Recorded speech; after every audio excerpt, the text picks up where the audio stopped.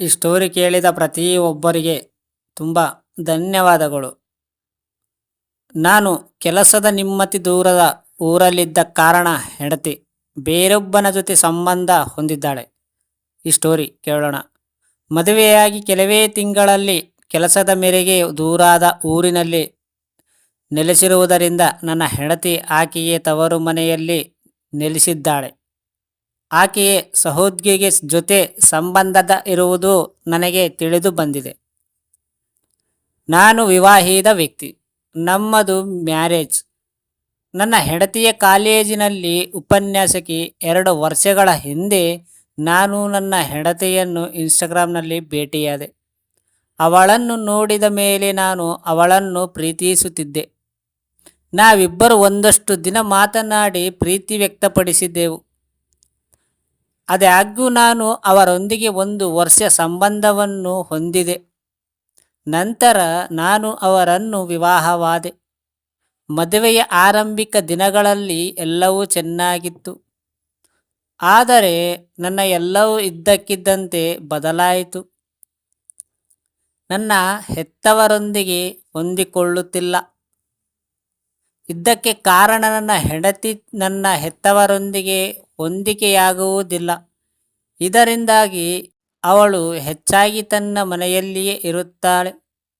ನಾನು ಸಹ ಖಾಸಗಿ ಕಂಪನಿಯಲ್ಲಿ ಕೆಲಸ ಮಾಡುತ್ತೇನೆ. ಇದರಿಂದಾಗಿ ನಾನು ಬೇರೆ ನಗರದಲ್ಲಿ ವಾಸಿಸಬೇಕಾಗಿದೆ. ಮದುವೆಯಾದ ಕೂಡಲೇ ಅವನಿಂದ ದೂರ ಉಳಿಯಬೇಕಾದ ಬಂದ ಕಾರಣಗಳಲ್ಲಿ ಇದು ಒಂದು. ಮದುವೆಯಾದ ನಂತರ ನಾವು 6 ತಿಂಗಳ ಕಾಲ ಒಬ್ಬರಿಗೊಬ್ಬರು ದೂರವಾಗಿ ವಾಸಿಸುತ್ತಿದ್ದೆವು. ಅಂತಹ ಪರಿಸ್ಥಿತಿಯಲ್ಲಿ ನಾನು ನನ್ನ ಕೆಲಸದಿಂದ ವಿರಾಮ ತೆಗೆದುಕೊಂಡು ಅವಳನ್ನು ಭೇಟಿಯಾಗಲು ಹೋದಾಗ ನಾನು ಅವಳ ಫೋನಿನಲ್ಲಿ ಅನೇಕ ಗೊಂದಲದ ಸಂಗತಿಗಳನ್ನು ಕಂಡುಕೊಂಡೆ. ಅದನ್ನು ನೋಡಿ ನನಗೆ ಆಶ್ಚರ್ಯವಾಯಿತು. ಸಹೋದ್ಯೋಗಿಯೊಂದಿಗೆ ಸಂಬಂಧ. ನನ್ನ ಹೆಂಡತಿ ತನ್ನ ಸಹೋದ್ಯೋಗಿಯೊಂದಿಗೆ ಸಂಬಂಧ ಹೊಂದಿದ್ದಾಳೆ. ಅವರ ವಾಟ್ಸಪ್ ಚಾಟಿಂಗ್ಗಳಿಂದ ಅವರು ಆಗಾಗ್ಗೆ ಪರಸ್ಪರ ಸಂಪರ್ಕ ಹೊಂದಿರುವುದು ಸ್ಪಷ್ಟವಾಗಿದೆ. ಅವಳ ಬಗ್ಗೆ ಇದೆಲ್ಲ ತಿಳಿದು ನಾನು ಸಂಪೂರ್ಣ ಕುಸಿತಿದ್ದೇನೆ. ನಾನು ನನ್ನ ಹೆಂಡತಿಯನ್ನು ತುಂಬ ಪ್ರೀತಿಸುತ್ತೇನೆ. ನಾನು ಅವನನ್ನು ಕಳೆದುಕೊಳ್ಳಲು ಬಯಸುವುದಿಲ್ಲ. ಆದರೆ ನಾನು ಏನು ಮಾಡಬೇಕೆಂದು ನನಗೆ ತಿಳಿದಿಲ್ಲ. ನಾನು ಅವನೊಂದಿಗೆ ಇರಬೇಕು ಅಥವಾ ಅವಳನ್ನು ಬಿಡಬೇಕೇ? ನೀವು ಇರುವ ಪರಿಸ್ಥಿತಿಯಲ್ಲಿ ನೀವು ಎಷ್ಟೇ ಅನನುಕೂಲತೆಯನ್ನು ಅನುಭವಿಸುತ್ತೀರಿ ಎಂದು ನಾನು ಅರ್ಥ ಮಾಡಿಕೊಳ್ಳಬಲ್ಲೆ. ಮೋಸ ಹೋದವರು ತಮ್ಮ ಸ್ವಾಭಿಮಾನವನ್ನು ಘಾಸಿಗೊಳಿಸುವುದು ಮಾತ್ರವಲ್ಲದೆ ಅವರು ಬೇಗನೆ ತಮ್ಮ ವಿಶ್ವಾಸವನ್ನು ಕಳೆದುಕೊಳ್ಳುತ್ತಾರೆ. ನಿಮಗೆ ಸಂಭವಿಸಿದ್ದು ತುಂಬ ತಪ್ಪು. ಆದರೆ ನೀವು ದೂರ ಇರುವುದರಿಂದಾಗಿ ಹೆಂಡತಿ ತಪ್ಪು ಹಾದಿಯಲ್ಲಿದ್ದಾಳೆ ಎಂದು ನನಗೆ ತೋರುತ್ತದೆ. ಆದಾಗ್ಯೂ ದ್ರೋಹವನ್ನು ಯಾರೂ ಸಮರ್ಥಿಸುವುದಿಲ್ಲ. ಆದರೆ ನೀವು ಮತ್ತೊಮ್ಮೆ ಯೋಚಿಸಬೇಕು. ನೀವೇ ಪ್ರಶ್ನೆಗಳನ್ನು ಕೇಳಿಕೊಳ್ಳಿ. ನೀವು ನಿಮ್ಮ ಹೆಂಡತಿಯೊಂದಿಗೆ ಇರಬೇಕೇ ಅಥವಾ ಬೇಡವೇ ಎಂದು ಹೇಳಿದರಂತೆ. ಅಂತಹ ಪರಿಸ್ಥಿತಿಯಲ್ಲಿ ನಿಮ್ಮ ಸಂಬಂಧವನ್ನು ಮರಳಿ ಟ್ರ್ಯಾಕಿಗೆ ತರಲು ನೀವು ಪ್ರಯತ್ನಿಸಬಹುದೇ ಇಲ್ಲವೇ ಎಂದು ನಾನು ಮೊದಲು ನಿಮ್ಮನ್ನು ಕೇಳಲು ಬಯಸುತ್ತೇನೆ. ನೀವು ನಿಜವಾಗಿಯೂ ಈ ಮದುವೆಯನ್ನು ಮುಂದುವರಿಸಲು ಬಯಸುತ್ತೀರಾ ಅಥವಾ ಬೇಡವೇ? ನೀವು ಬಯಸಿದರೆ ನೀವು ನಿಮ್ಮ ಹೆಂಡತಿಯೊಂದಿಗೆ ಈ ಬಗ್ಗೆ ಮಾತನಾಡಬಹುದು. ಅವರ ಸಂಬಂಧದ ಬಗ್ಗೆ ತಿಳಿದು ನೀವು ಎಷ್ಟೇ ನೋವು ಮತ್ತು ಅವಮಾನವನ್ನು ಅನುಭವಿಸುತ್ತೀರಿ ಎಂದು ನೀವು ಅವರಿಗೆ ಹೇಳಬಹುದು. ಆಕೆ ಏನೇನು ಬಯಸುತ್ತಾಳೆ ಕೇಳಿ. ನೀವು ಅವರನ್ನು ಕ್ಷಮಿಸಬಹುದು ಎಂದು ನೀವು ಭಾವಿಸಿದರೆ ನೀವು ಅವರಿಗೆ ಅವಕಾಶವನ್ನು ನೀಡಬೇಕು. ಅಷ್ಟೇ ಅಲ್ಲ, ಈ ಸಂಬಂಧದಿಂದ ಆಕೆಗೆ ಏನು ಬೇಕು ಎಂದು ಸಹ ನೀವು ಕೇಳಬೇಕು.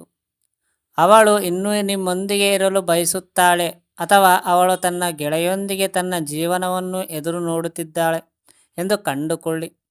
ನಿಮ್ಮ ಎಲ್ಲ ಭಾವನೆಗಳನ್ನು ಹೊರಹಾಕಿ ಮತ್ತು ನಿಮ್ಮ ಹೆಂಡತಿಯೊಂದಿಗೆ ಎಲ್ಲವನ್ನು ಚರ್ಚಿಸಿ ಒಟ್ಟಿಗೆ ಇರಲು ಪ್ರಯತ್ನಿಸಿ. ನೀವು ಬೇರೆ ಊರಿನಲ್ಲಿ ಕೆಲಸ ಮಾಡುತ್ತಿದ್ದೀರಿ ಮತ್ತು ನಿಮ್ಮ ಹೆಂಡತಿಯ ನಿಮ್ಮ ಊರಿನಲ್ಲಿ ಕಾಲೇಜೊಂದರಲ್ಲಿ ಲೆಕ್ಚರ್ ಎಂದು ತಿಳಿದಿದ್ದೀರಿ. ಅಂತಹ ಪರಿಸ್ಥಿತಿಯಲ್ಲಿ ನಿಮ್ಮ ಮದುವೆ ಮುರಿಯುವುದನ್ನು ತಪ್ಪಿಸಲು ನೀವಿಬ್ಬರ ಜೊತೆಗೆ ನೆಲೆಸಬೇಕು. ನೀವು ಬಯಸಿದರೆ ನಿಮ್ಮ ನಗರದಲ್ಲೇ ನೀವು ಉದ್ಯೋಗವನ್ನು ಹುಡುಕಬಹುದು. ಇದು ಒಂದು ಸಾಧ್ಯವಾಗದಿದ್ದರೆ ನಿಮ್ಮ ಹೆಂಡತಿಯ ನೀವು ಕೆಲಸ ಮಾಡುವ ನಗರದಲ್ಲಿ ಕೆಲಸ ಮಾಡಬಹುದು. ನಿಮ್ಮಿಬ್ಬರ ನಡುವಿನ ಬಿರುಕಿಗೆ ದೂರವೇ ಮುಖ್ಯ ಕಾರಣ. ಅಂತಹ ಪರಿಸ್ಥಿತಿಯಲ್ಲಿ ನೀವು ಒಟ್ಟಿಗೆ ಇರಲು ಪ್ರಯತ್ನಿಸಿದರೆ ಎಲ್ಲವೂ ಸರಿಯಾಗುತ್ತೆ. ನೋಡಿ ಫ್ರೆಂಡ್ಸ್, ಯಾವುದೇ ಕಾರಣಕ್ಕೂ ಲವ್ ಅನ್ನೋದು ಶಾಶ್ವತವಾಗಿರೋದಿಲ್ಲ. ನಿಜವಾದ ಲವ್ ಅಸಲು ಈ ಜನ್ರೇಷನ್ನಲ್ಲಿ ಒಟ್ಟು ಇಲ್ಲ. ಇದ್ದಾವೆ, ಬಟ್ ಅದು ತುಂಬ ಕಡಿಮೆ ಇದ್ದಾವೆ. ಎಷ್ಟು ನಾವು ಗ್ಯಾಪ್ ಮಾಡ್ತೀವೋ ಅಷ್ಟು ಪ್ರೀತಿ ಇನ್ನೊಬ್ಬರ ಮೇಲೆ ಹೋಗುತ್ತೆ, ಇದು ನಿಜ. ಏಕೆಂದರೆ ಈ ಕಡೆ ಪ್ರೀತಿ ಸಿಗ್ತಾ ಇಲ್ಲ ಅಂತಂದರೆ ಇನ್ನೊಂದು ಕಡೆ ಪ್ರೀತಿ ಹೋಗುತ್ತೆ. ನೀವು ಎಲ್ಲ ಮಾತಿಲಿಂತೂ ಕೊಟ್ಟರು ಕೂಡ ಬೇರೆ ಕಡೆ ಹೋಗೋರು, ಅದು ಅವರು ಕ್ಯಾರೆಕ್ಟರ್ ಗಲೀಜ್ ಅಂತ ಅರ್ಥ ಮಾಡ್ಕೋಬೇಕು. ನೀವು ದೂರ ಇರ್ತೀರಿ, ಅವರು ಒಂದು ಜಾಗನಾಗ ಇರ್ತಾರೆ, ಏನು ಮಾಡ್ತೀರಾ ಅನ್ನೋದು ಗೊತ್ತಾಗೋದಿಲ್ಲ. ಅದಕ್ಕೆ ಡೌಟ್ ಬರುತ್ತವೆ. ಅವರು ಮಾಡೋದಿದ್ರೆ ಅವ್ರು ಹೇಗಾದರೂ ಮಾಡುತ್ತಾರೆ. ಯಾವಾಗಲೇ ಎಷ್ಟು ದೂರವಿರ್ತೀರೋ ಅಷ್ಟು ದೂರ ಆಗುತ್ತಾರೆ. ಅದಕ್ಕೆ ನಾವು ಏನು ಮಾಡಬೇಕಾಗದ ಒಂದು ವಿಷಯ ಏನಂದರೆ, ಎಷ್ಟು ಹತ್ತಿರ ಇರ್ತೀವಿ ಅಷ್ಟು ಪ್ರೀತಿ ಇರುತ್ತದೆ ಅಂತೆ, ಇದು ನಿಜ. ದೂರವಿದ್ದರೆ ಅವ್ರು ಏನು ಮಾಡುತ್ತಾರೋ ಅಂಬೋದು ನಮಗೆ ಗೊತ್ತಾಗೋದಿಲ್ಲ. ಹಾಗಾಗಿ ಇನ್ನೊಬ್ಬರಿಗೆ ಕನೆಕ್ಟ್ ಆಗಿರೋದಕ್ಕೂ 100% ಕನೆಕ್ಟ್ ಆಗೇ ಇರುತ್ತದೆ. ಅದಕ್ಕೆ ಹೇಳ್ತಿರೋದು, ಇಬ್ಬರು ಒಟ್ಟಿಯಾಗಿ ಇರ್ರಿ. ಅರ್ಥ ಆಯ್ತಾ ಫ್ರೆಂಡ್ಸ್? ಈ ಸ್ಟೋರಿ ಕೇಳಿದ ಪ್ರತಿಯೊಬ್ಬರಿಗೆ ತುಂಬ ಧನ್ಯವಾದಗಳು. Thank you so much.